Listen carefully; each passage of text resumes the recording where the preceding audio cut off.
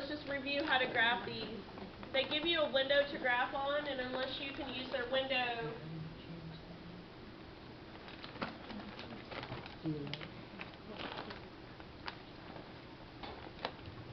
okay, now the window here is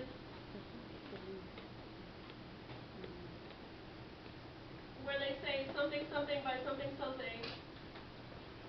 This is your X window, the first one, and this is your Y window. Okay, and then you want to graph your equation.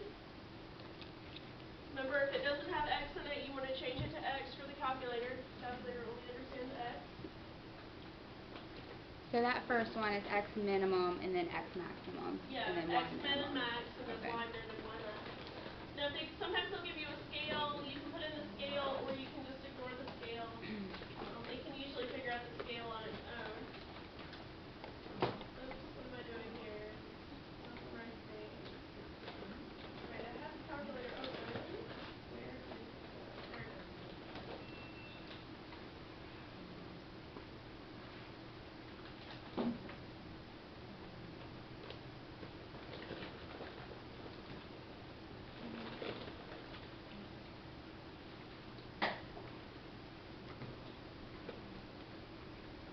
Okay, I'm just going to try to get this so I can see. Okay, so my equation is P equals 20x. Start after the equal sign, 20x minus 0.01 x squared minus 1,000. Okay, now when I graph that, nothing is going to happen because I can't see anything in the window that I'm currently on. Okay, so I want to go to settings, and I want to change my minimum and maximum for X and Y.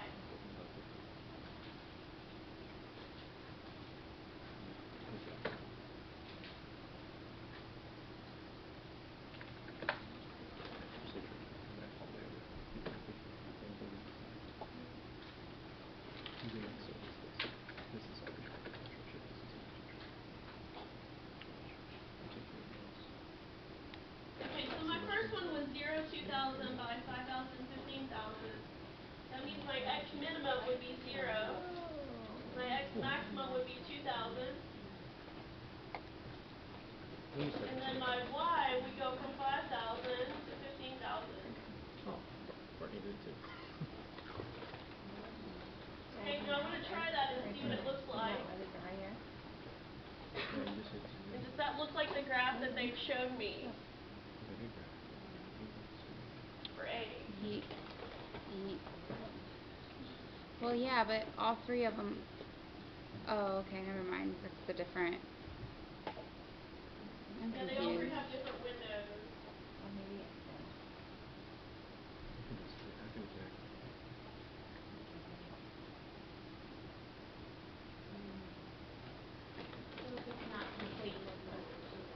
Yeah, I think I don't like this one because it doesn't show Y going all the way down to 0. Let's look at C here. C has the Y values going all the way down to 0. I think I like that the best. I mean, they all are going to look right, but this one shows the most complete graph in part C, where I take the Y down to 0. So you may want to play with it a little and try other ones that say, like, say for instance this one. Yeah. I would just try it and type in 5,000, but that would make it look a little bit. So I know Yeah, that that one's yeah. not. Okay. So I want to stick with the one that looks. Does it look like complete graph? Yeah. Yeah. Yeah, some of these are a little funky as far as how you kind of get a feel for which one they want you to pick, because sometimes more than one of them is actually right, but one of them just kind of looks better than the other one. Like on here, C looks the best. Now, if my X's are going from 0 to 1,000, then my vertex would be right here down the middle at 1,000. Okay, so between 0 and 1,000, my graph is going up because it's going up to hit that vertex. So my profit is going to increase up to the vertex. You were correct. Okay, and then the the maximum, it's going to go back down again. So after 1,000, the profit is going to decrease. Okay? So some of these you just have to graph them. You may have to find the vertex. I'm surprised here it didn't actually tell you to find the vertex. So you just have to, you can just use the calculator on that one. A lot of these you're just finding the vertex, or you're just plugging in x values to estimate using the equation. So, like 20 on actually says part B says what test is. I don't know if that's true or not.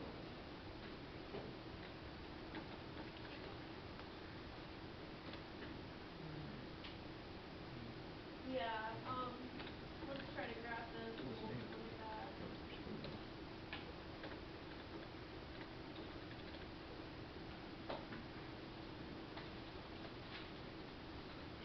This is number 21.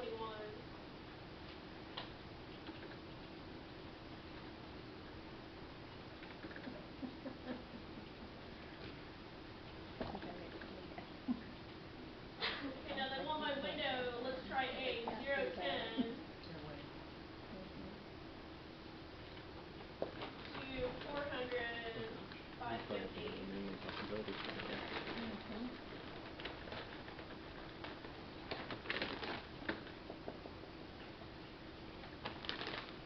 Okay, now what did I do wrong here?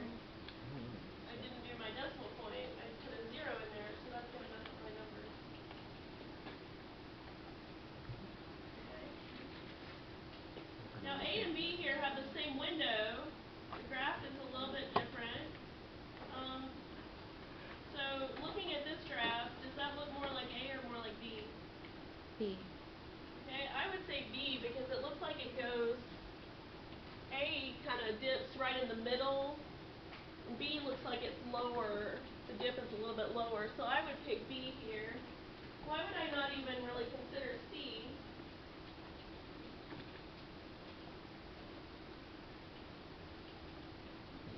Okay. The only difference in C is that they changed the x minimum to 1. So changing the x minimum to 1 isn't going to make the graph look totally different like it does.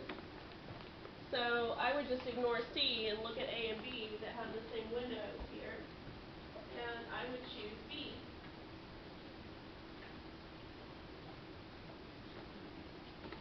Okay. Now the second part says, what does the model estimate the number of arrests for property crimes to be in 2015? Okay, what do I need to do in order to estimate that? Go over to your graphing calculator and put 15 as a value. Well, I was going to do it by hand, but that's a good idea. Go over to your graphing calculator and put 15 as a value. Now, what else can we do on the graphing calculator? How can I look at 15 as a value? Just replace any x with 15. Magic word here. The table. The table. Look at the table. If you're looking for a specific x value, you want to use the table. Now, my table only goes up to 4. If I want it to go to 15, I can go to settings and change my table start to 15.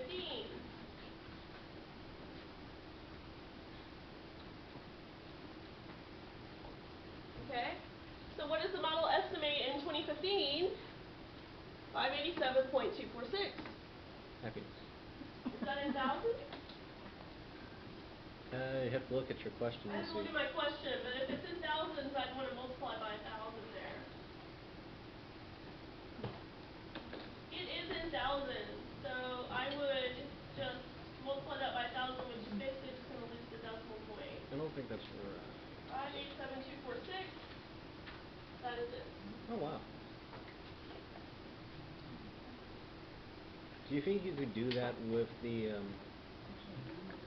because I helped her with that same question, and she did multiply by 1,000, accepted as right.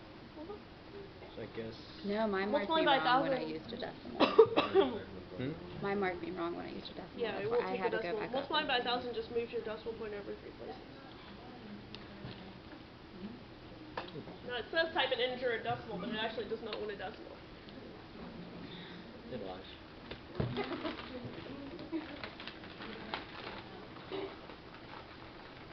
Now, are you using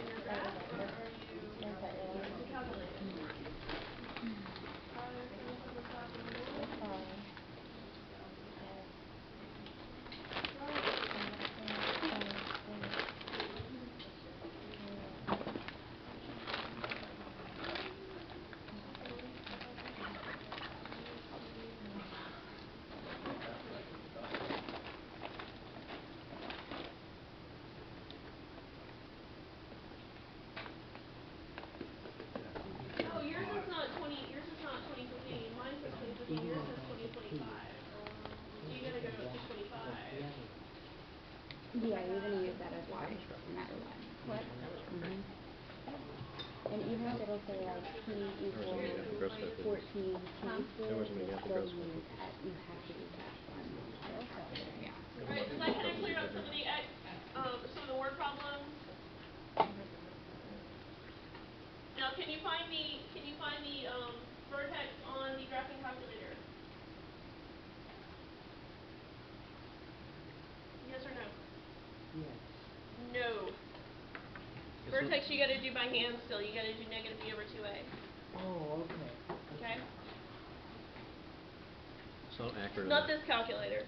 But wait a minute. I thought the ordered pair was called the vertex. The ordered pair is called the vertex. So if they're asking you for the vertex, you cannot. you have to find the x value. Yeah. You can type the x value in here. Once you have to find the x value at least by hand. Okay. But you can't tell where this like I can tell my vertex would be somewhere in here, but I don't know what that x value is. Yeah, you can't find it. It's not accurate enough for you to see. It's not accurate enough. It can get close to it, but now the TI graphing calculators can find it exactly if you know how. Well, actually, you know what? Go to equations. Equations view and hit trace down on there. Trace is still not accurate. Like trace, I can trace close to the vertex, but it's kind of iffy. It's not going to get accurate enough.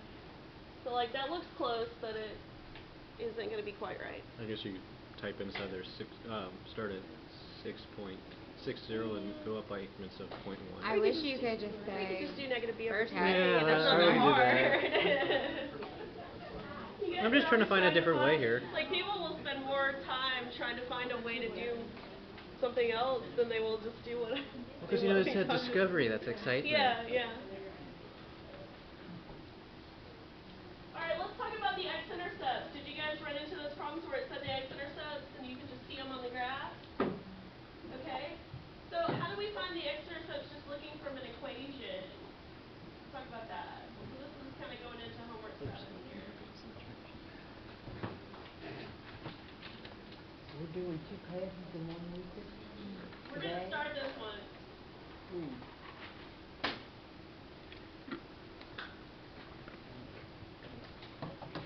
Okay, remember x-intercepts we're going to call zeros.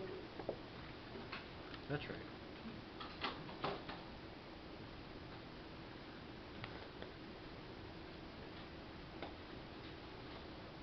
Okay, so a quadratic equation can have up to 2 x-intercepts. Did you say this was moving on to homework 7? Yes, moving on to homework 7. Quadratic equation can have up to 2 x-intercepts. Now up to 2 means it usually has 2. It can have 1 or 0, just not more than 2. Okay? The highest power of x tells you how many x-intercepts you can have. So if I have x squared, I can have 2 x-intercepts. If you have x cubed, you can have 3. You can have 3. If you have x to the 4th, you can have 4. Okay? But x squared can only have up to 2 x-intercepts. Remember Charles Warburton told us about that. He's like, this will knock your socks off. If you do x cubed, you'll get 3. The highest power. Up to 3. It could have less than that, but just not more.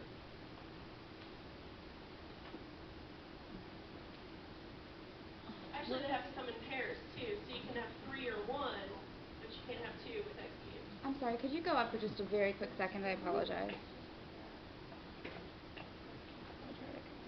Okay. Thank you.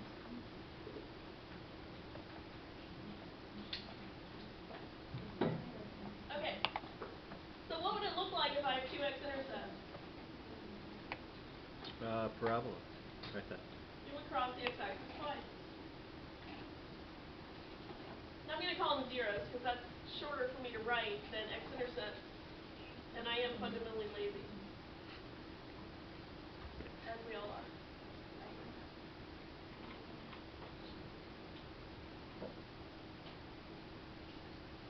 There's actually a linear expression right there. Fundamentally lazy. Fundamentally lazy. It's a linear expression. Okay. What would it look like for for me to have one x-intercept or 1, 0? You're lying. Would sub be a parabola? That means the vertex would actually be on the axis. So it would only hit that axis once, and then turn around and go the other way.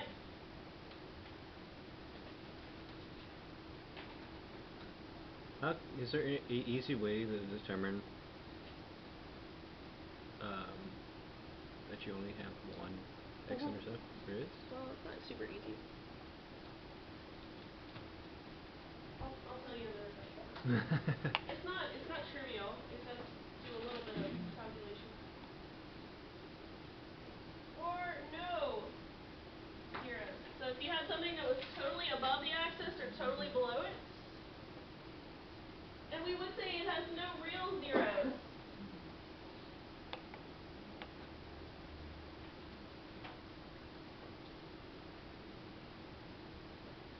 Okay? Now it does have 2 zeros that you can find.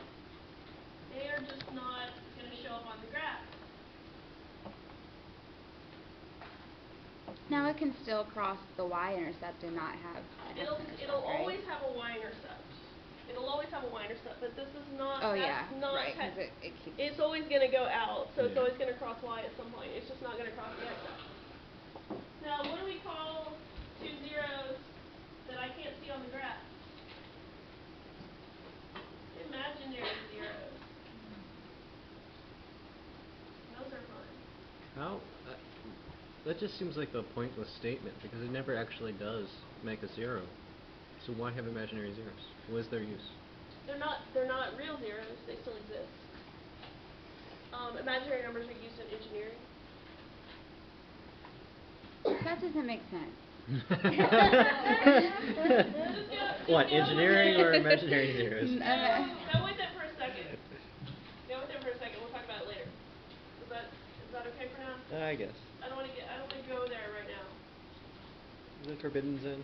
There are types of numbers called imaginary numbers, and they're not imaginary in the sense that they don't exist. They're just imaginary in the sense that you can't see them on a graph. But how do they exist then if they're clearly not there? Yes. There is an argument, but there is the argument out there that does math exist at all? No. Did we just make all this up? No. Yeah. If I have one pencil and you give me another pencil, I have 2 pencils. That's clearly that's See, math. some people say, like, we just invented the number 2 in order to talk about 2 pencils. Right? Well, see, her statement though is kind of true because a graph is supposed to be a graphical representation of the equation. If it never touches the zeros on the graph, it should never touch. There should be imaginary zeros. Now, the way it can still have zeros, I personally think math would still exist even if people never talked about it. Like a projectile would still follow the path of a parabola, even if nobody ever talked about parabolas. Things would still have to obey the laws of nature and the laws of physics. Right? If there were no such thing as numbers, you mean? Yes. Right. Even if we never talked about it, it Right. would still be out there. Okay, so zeros are solutions to the equation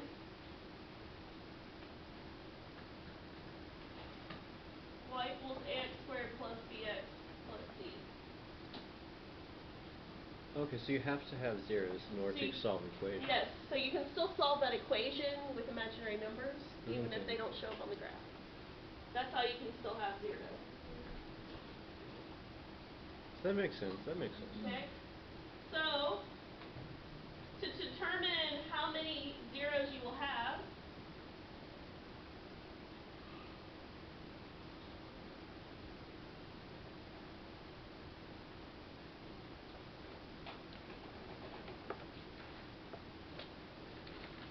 we want to look at the quantity that is called the discriminant.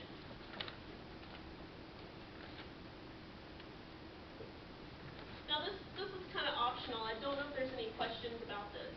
Some of you guys seem kind of interested in it, so I'll go ahead and talk about it. Now the discriminant is b squared minus 4ac. Does that sound familiar?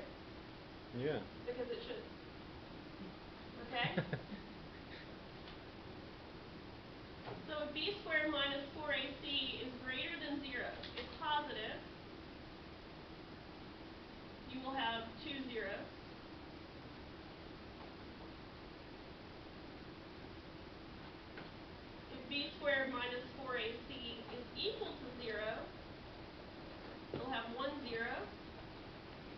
And if it's less, we have 0 zeros. If it's less, you will have no real zeros. Which in the case of that graph above, you would have no real zeros. No real zeros, yes.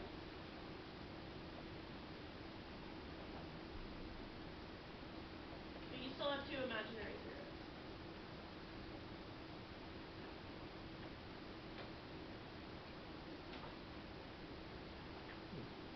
Okay? So you look at that quantity and it'll tell you how many zeros you're going to have. Okay, now I don't know that there's any questions about the discriminant or about how many zeros you have. That's just for your own edification. Cool. Mainly Now, what we're can you say that again? This is what what is this B square 4AC? No. minus 4ac. Where do you look at that at? A, B, and C from the equation. Like your ax squared, your bx, and your c. You take the ABC from the equation, Okay. and that's your ABC. So if say it was it had a cubed in it, you might possibly have a We're not talking about that. Okay. We're only talking about quadratic. Okay. Don't go there.